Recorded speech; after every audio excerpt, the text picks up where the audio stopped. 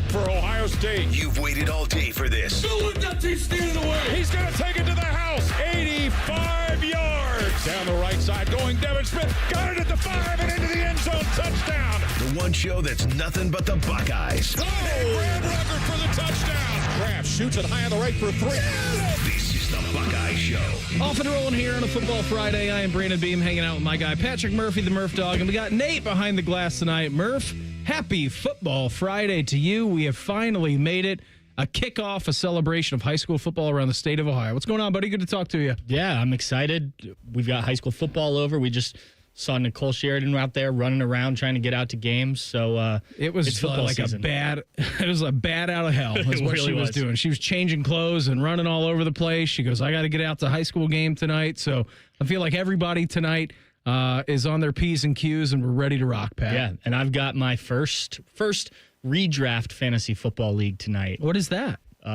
It's my normal draft, just a normal draft. What is a redraft, though? You just redraft every year instead of your dynasty. I've done a dynasty draft where we drafted rookies and things. So this is my first. I thought you were saying you guys drafted 2 weeks ago, now you were just redrafting because of it. No, this is just your normal draft. So I have the number 2 pick. If you're listening to this, any ideas? I believe Jamar Chase will go number 1 based on the person drafting. Brian Robinson. Yeah, number 2. You told me that earlier.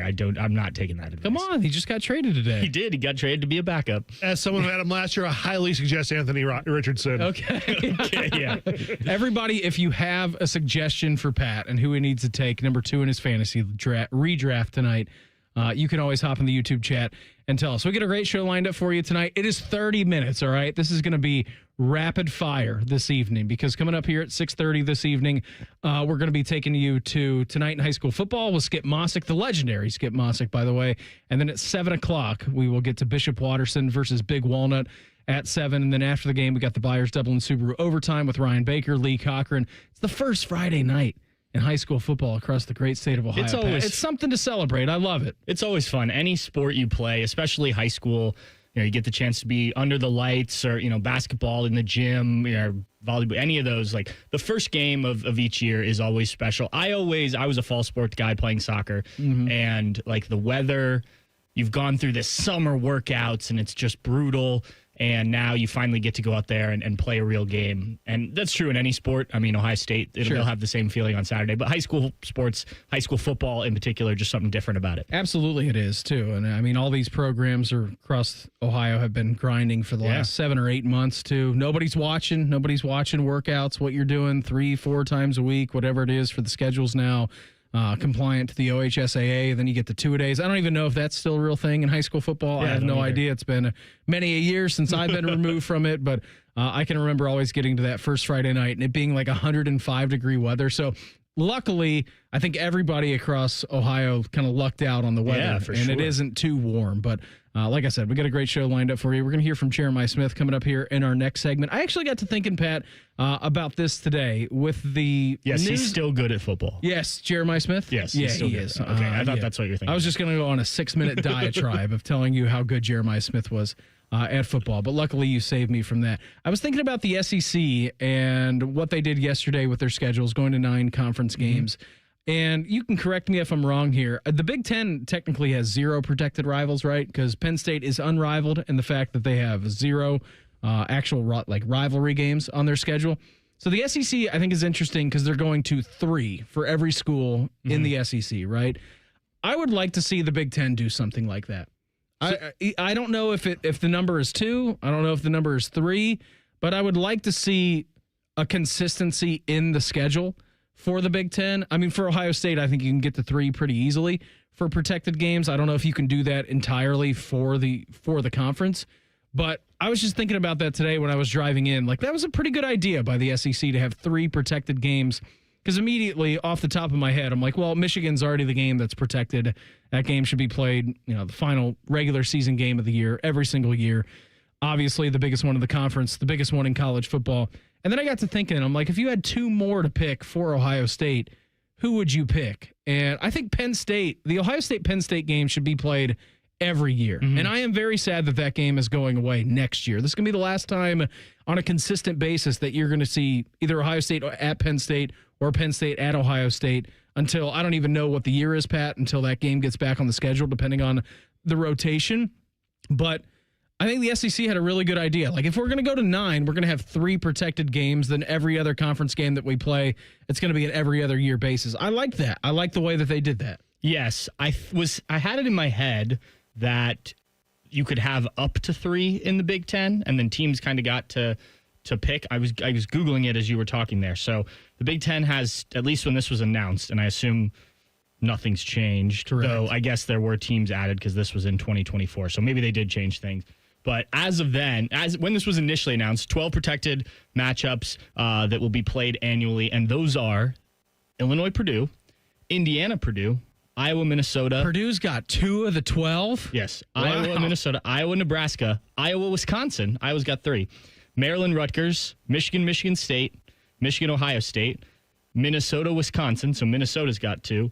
Oh, and then Oregon-Washington and UCLA-USC. So, yeah. 12 protected rivalries within. But I agree with you. I think I get to some degree, like Penn State didn't want to do it, right? So why force a team? But Is that a real thing? Penn State didn't want to play Ohio State every year? They did not want to play. They did not want to have a protected rival. Oh, I didn't know that. That's Yes. crazy. Yeah. 3 makes sense. That way the West Coast teams always are playing each other. That's right, Nate. They can just do a UCLA, USC, Washington, Oregon rotation, and it's actually easier on their schedule. Yeah, that's that why. way. So they don't have to fly all across the country all the time. Yeah, that's good. I like that. I think that's pretty good, and then you can keep your actual, like, real Big Ten teams.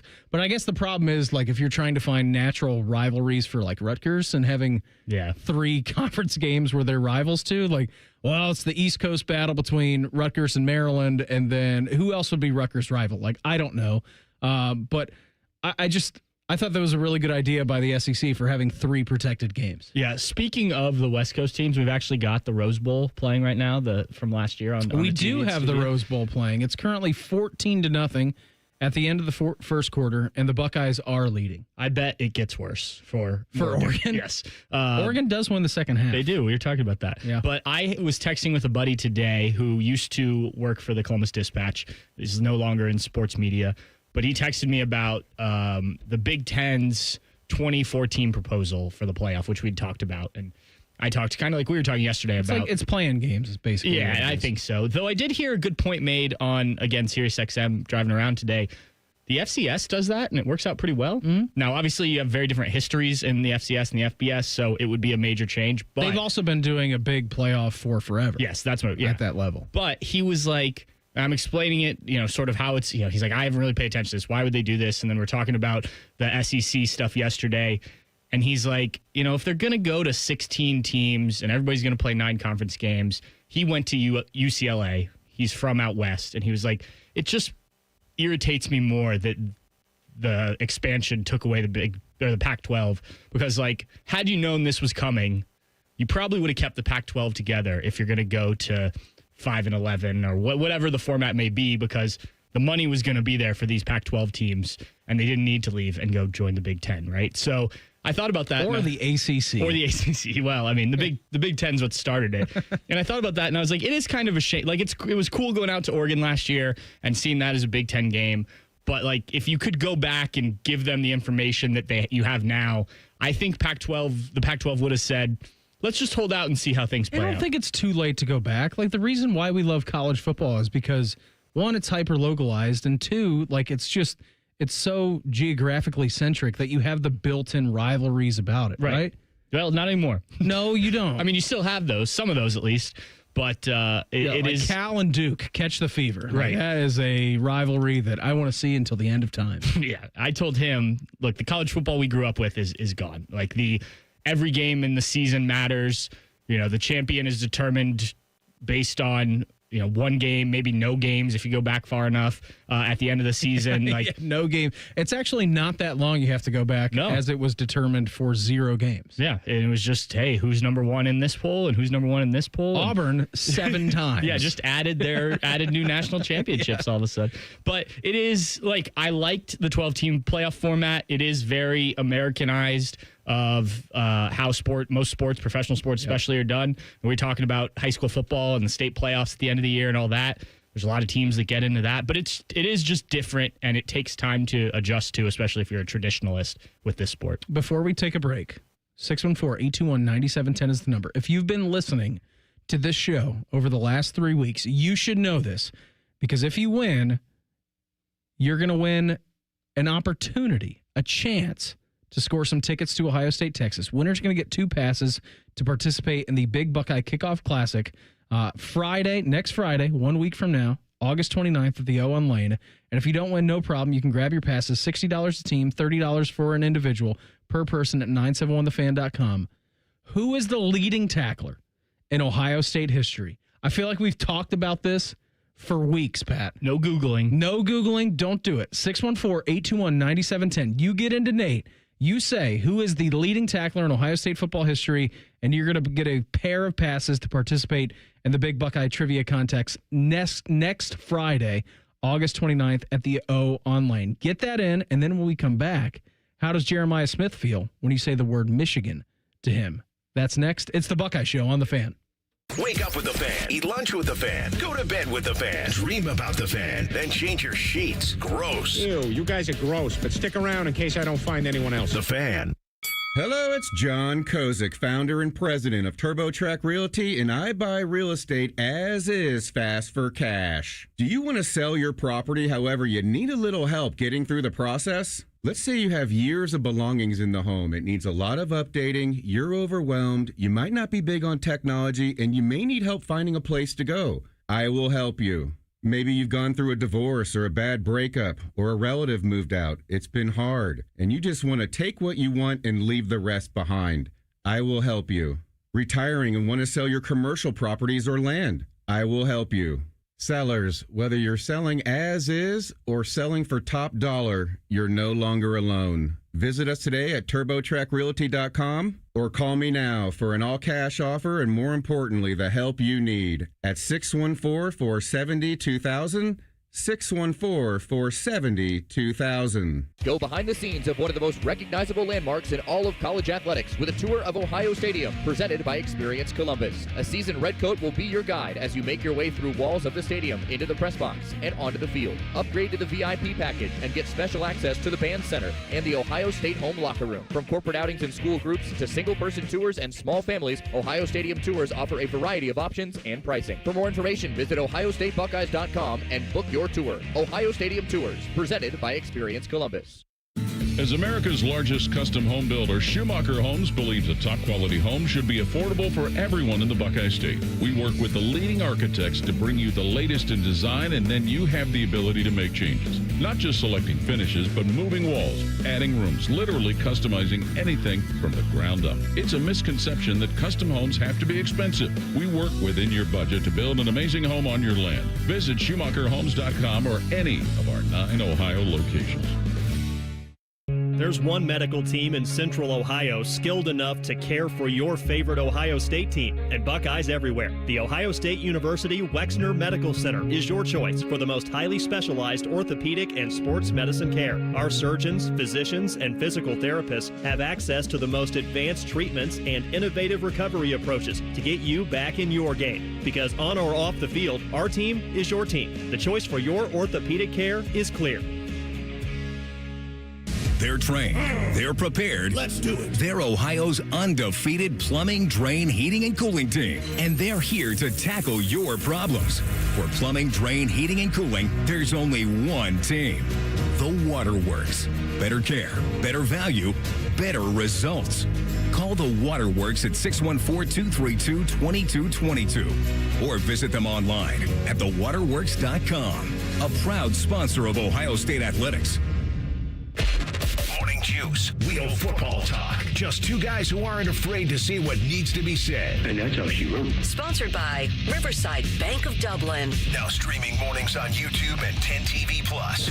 Attack and dominate. Hey, Buckeye fans. As the official wing sponsor of Ohio State Athletics, Roosters is kicking off an incredible giveaway you won't want to miss. This football season, we're giving away 12 ultimate Buckeye experiences. 3 drawings, 12 winners with prizes including tickets, sideline passes, and 3 trips to a Buckeye first-round postseason game. Go to roosterswings.com to register and see all the details. 3 drawings, 12 amazing prizes. Register today and every day. Roosters, a fun, casual joint. Experience Buckeye game day like never before. Welcome to the 1922 Club, the most exclusive space inside Ohio Stadium, where luxury meets tradition in the heart of Buckeye Nation. Enjoy upscale food and beverages and a game day atmosphere like no other. Create lasting memories with friends and mingling with other Buckeye fans, and celebrate every OHIO in ultimate comfort. Become a member of the 1922 Club today. Memberships are limited. Visit OhioStateBuckeyes.com. Fan weather from the Logan AC and Heat Services Weather Center. Fair skies, light winds, and a nice start to your weekend. Temperatures in the low to mid 80s. Nice night for high school football as well. Temperatures back in the 70s. And during the day Saturday, starting off in the low 60s, back in the mid 80s with plenty of sunshine by Saturday afternoon. With your 10 weather impact forecast, I'm Chief Meteorologist Jerry Martz on The Fan. Someone out there probably thinks we spend too much time talking about the Buckeyes. Please tell someone that they're stupid. You're listening to the Buckeye Show. Tonight in high school football, coming up with the legendary Skip Mossick at 6:30. Nate, who is the winner of the pair of tickets to the season kickoff trivia? Josh in Dublin. Josh in Dublin. All right. Props, Congrats, Josh in Dublin. Good job. He knew that Patrick, was the leading tackler in Ohio State football history. Merrick. Yeah, can you get his first name? It starts with an M. Yeah, you're right. Marcus Merrick. Good job. I was going to say Mark, and I was like, that doesn't sound right. How many answers did you get before Josh in Dublin called? I first thrown out of the gate. Right, Yeah, good job, Josh. Well done. Way to go. Must be a good listener of the Buckeye Show. He's a Steve Hellwagon. Or the fact that he just knows more Ohio State trivia than anybody else, which makes him a great contender to win a pair of tickets to Ohio State versus Texas next week. Look, there's 2 reasons to listen to the Buckeye Show. 1, you already know everything and just want to make sure we say the right things. Or 2, you're trying to learn. Or 3, you're stuck in your car, I guess, and this is the only radio station that works. Yeah, that's right. But yeah, congrats to him. That's going on next Friday over at the O on Lane, which should be fantastic. 1 to 2:30, and again, the winner of the trivia contest gets a pair of tickets to go see Ohio State and Texas. Pat, we're 8 days away from kickoff. I asked this question to Tony Gerdeman of Buckeye Huddle and Spencer Holbrook of Letterman Row last night. To you, what does Ohio State need to accomplish in the next 8 days before they kick off against Texas? I think it's just cleaning it up at this point. Like, obviously, you've turned and focused on Texas by now, and I think that if there's anything left over from camp, it's just the little things that you've got to get right. I don't think at this point you have too much more than, hey, let's get into game week, let's talk about Texas, let's figure out what works, what doesn't against what we think we're going to see from the Longhorns. But there still will probably be some lingering, hey, who's in on this play? Special team stuff, maybe. I know that's a factor in camp, but that's just not something we've talked about a ton. Who is doing what on special teams? We haven't done our jobs. We haven't done our jobs because we haven't addressed special teams enough. To be fair, we did not talk to the special teamers during fall camp. That is true. So you didn't have sound to play, and we didn't get much insight, if we're being honest. So, like the other day, I was doing something, someone asked about kick and punt returners, and I was like, honestly, I don't know, because the first 3 days of practice when we were out there, it was just like everybody, because that's how they do it. Remember when Marvin Harrison was back in the spring? I do. Returning punts, and everyone freaked out because like, why would you do? It's like, well, during special teams period, he doesn't have anything else to do, so he might as well catch the punt. Get some work in. Yeah, he doesn't actually run anywhere. So I think that's still something that's up in the air. Obviously, they have a better idea. We just haven't touched on it a lot. But yeah, I think it's just any little thing that needs cleaned up, especially with a game like this. Like, you don't have that game to clean things up. So get that, and then you can dive full in on Texas next week, knowing you're in a good spot coming out of campus. Jeremiah Smith was on the Triple Option podcast, which is obviously Urban Meyer's podcast, which is great. It's always a good listen. See a lot of clips pop up on social media about it. And I thought this was pretty good because obviously Jeremiah Smith, 0-1 in the rivalry game, Pat. We don't need to bring that up. But Urban straight up asked JJ what he feels like when he hears the word Michigan. And here was He did not say Michigan. No, he didn't. That was correct. That was just me improvising. Yes. Here was the question, if you want to take a listen. When I say the team up north, what hits your heart? Hate them. With everything in me, I hate them. How did you learn that? Were you not there at the last game? Yeah, I hate them. You said when I learned that, high school recruiting. First came in, I think I made a mistake, and I was wearing like dark blue. Oh yeah, I was wearing dark, and it was Coach Hartline and Coach Keenan Bailey, and it was like, you can't wear them colors here. And then from that day forward, I was like, okay.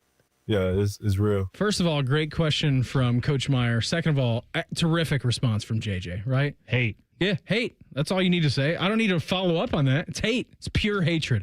We are not even to week 0 of the college football season yet. And Jeremiah Smith is asking what he thinks of the team up north. Let me use Urban's phrase on that.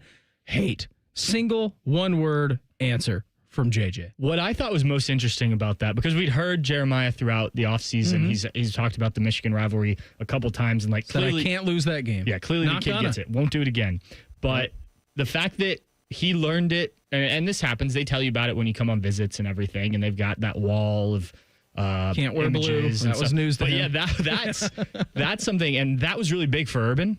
Like, Pat, if you had reporters in the Woody that would be asking him questions, or if he just picked out and you were wearing any shades of blue, like right now you're wearing an LA Rams shirt. Yep. It's a nice heather gray, very dark blue. If you were 100 feet away from the podium, probably wouldn't get noticed. But if you were up close and personal, he would make you do push-ups. I was in a press conference when I was first going early on in the Urban era, and they gave somebody a shirt to put on over top before the press conference started. that really happened. Let me tell you a story, because I played in a golf outing a couple of years ago. It was for everybody over at the Buckeye Cruise for Cancer. It was awesome. Terrific. My playing partner was Jake Ballard. Had an unbelievable time. Chris and Lisa Quinn for the Buckeye Cruise have an unbelievable event and events throughout the year. And we were at a pro shop here at a club, and Coach Meyer was there. He was in the pro shop, right? And he honed in on this shirt that he liked. And I was just standing there. You got a certain amount of dollars to spend on whatever you wanted in the pro shop. And I'm like, oh, this is great. I could just buy golf balls with this. There you go. Because I'm going to lose a lot today.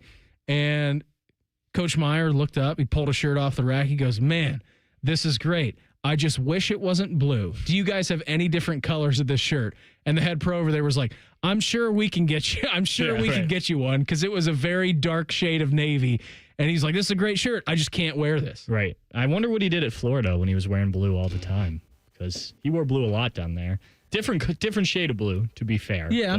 But I did think it was also interesting. He mentions in that soundbite a little bit later that when they would have NFL teams come in, they would have to get, to watch practice. It's or just a terrific power move. Yeah. Like, you have scouts from the NFL. Take, for example, your team is a blue team. Yeah. My team, the Bears, are a blue team. Like, no, you can't wear your team colors. Here's your red T-shirt. Yeah. That's what they would do. That's real. And look, I'm not saying that anything's changed in the rivalry, though you might know Ohio State hasn't won in 4 games, but that doesn't happen anymore. And I don't know how much that makes a difference, but it does set a mentality. Absolutely it does, right? That's not going anywhere. Pat, we got about 2 minutes left to go here in the show. Who do the great Golden Bears have tonight? I honestly don't know. I do. Luckily for me, luckily for you, I had the schedule pulled up because I knew that you wouldn't know. It's Anthony Wayne over in Upper Arlington tonight is who you guys are playing. And I did my research, and I looked it up because I had never heard of Anthony Wayne. I have not either. High school, and that is right up in the Toledo area is where they're from. I do have the Upper Arlington football account on a Twitter account on alerts. So they probably tweeted about that, and I just haven't noticed. Yeah, they probably did, for sure. But no, I did not know that. Maybe I'll pop over there before the draft. It seems pretty good. What time's your draft tonight?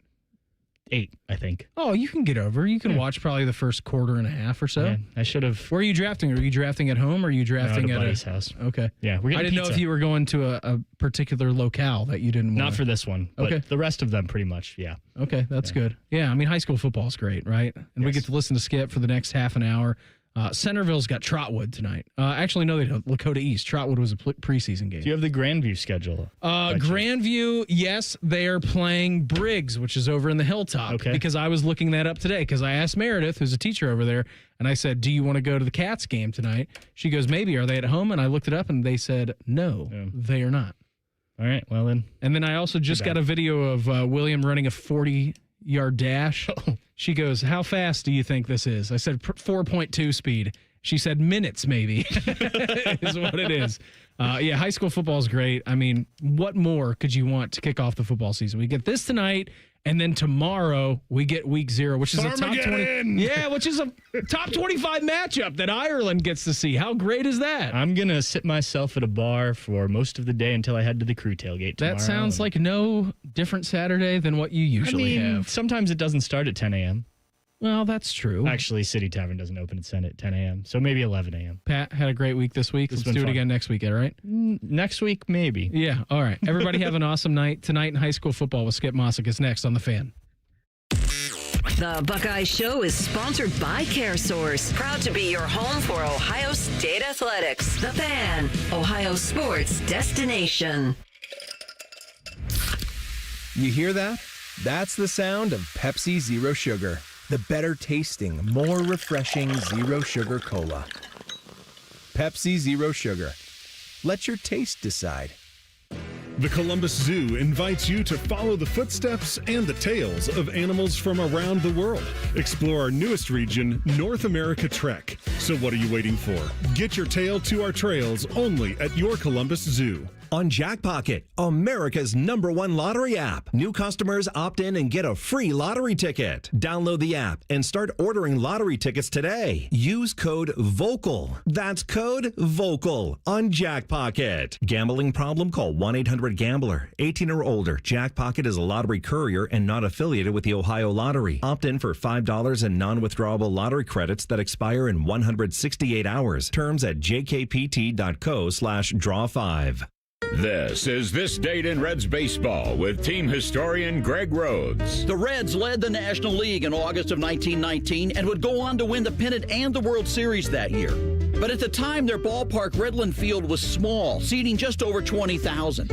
And on this date, August 22nd, the Reds announced they were looking for another venue to play the World Series games in Cincinnati. And their choice was an automobile racetrack in Sharonville, just north of the city. The club wanted to build a temporary ball field in the middle of the track and outfit the speedway with 100,000 seats for baseball. It would have been the largest ballpark ever for a World Series game. The plan never worked out. The series was played at Redland Field after all. But this August 22nd, 1919, a date for the dreamers and schemers, this date in Reds baseball. This Date in Reds Baseball is brought to you by the Cincinnati Reds Hall of Fame and Museum, presented by Dinsmore. Celebrating greatness, preserving history,